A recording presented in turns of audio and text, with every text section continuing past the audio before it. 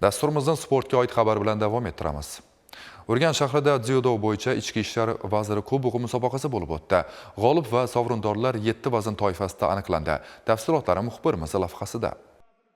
Urganch shahrining yoshlik sport majmuasida o'tkazilgan Respublika Ichki ishlar vaziri kubogi musobaqasida huquqni muhofaza qilish organlarining 160 nafar sportsevar xodimlari ishtirok etdi. Dzyudochilar turnirining tantanali ochilish marosimida musobaqa ishtirokchilari va ko'p sonli muxlislarni sport bayrami bilan Ichki ishlar vaziri o'rinbosari va viloyat hokimligi mutasaddilari qizg'in qutlab, bahslarda omad tiladilar. Universal sport manyaji arenasida bo'lib o'tgan respublikamizning nomdor dzyudochilarining murosasiz kechgan bahslarni yuzlab sport muxlislari diqqat bilan kuzatib bordi. Shuni alohida ta'kidlash joizki, musobaqada bellashgan sportchilar orasida jahon va qit'aning eng nufuzli musobaqalarida o'zligini ko'rsatgan nomdor polvonlar qatnashgani tatamidagi qarama-qarshiliklarni yanada qizg'in o'tishiga sabab bo'ldi. 2 kun mobaynida o'tkazilgan musobaqa peshqadamlari final bahslarida aniqlandi.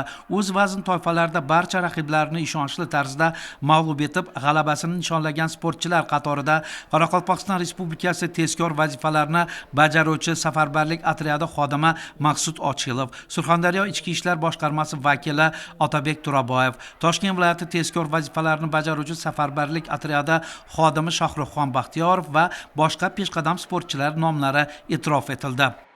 Qoraqalpog'iston Respublikasi shu musobaqaga qatnashdim. Qoraqalpog'iston tezkor vazifalarni bajaruvchi safarbarlik otryadi departamenti vakili bilan kurashib, faqatli birinchi o'rinda qo'yib ketdim va bundan keyin niyatlarim Olimpiadaga chiqib, O'zbekiston bayrog'ini qo'lga ko'tarish. Urganch shahrida musobaqa juda zo'r bo'ldi. Tayyorgarliklar, hammasi, sharoitlari hammasi zo'r ekan. Mana bugun Urganch shahrida Ichki ishlar vaziri kubogi bo'lib o'tmoqda. Biz bunga puxta tayyorlanib keldik. Hozir birinchi o'rinda oldim 100 kg vazn toifasida. Bundan oldin ham katta musobaqalarda o'rin olganman. Ichki ishlar xodimi bo'lganimdan faxrlanaman. Bundan keyingi musobaqalarga ham katta natijalarga erishish niyatidamiz. Respublika Ichki ishlar vaziri kubogi musobaqasida umumjamoa hisobida Qoraqalpog'iston Respublikasi Ichki ishlar vazirligi jamoasi eng yaxshi tayyorgarliklarni namoyon etib, musobaqa bosh sovriniga sazovor bo'ldi. Ikkinchi o'rinda Surxondaryo viloyati Ichki ishlar boshqarmasi jamoasi, Xorazm viloyati Ichki ishlar boshqarmasi va Jazoni ijro etish departamenti jamoalari turnir jadvalidagi 3-pog'onani band etishdi. Musobaqa g'olib va sovrindorlari O'zbekiston Ichki ishlar vaziri kubogi va medallar bilan taqdirlandi.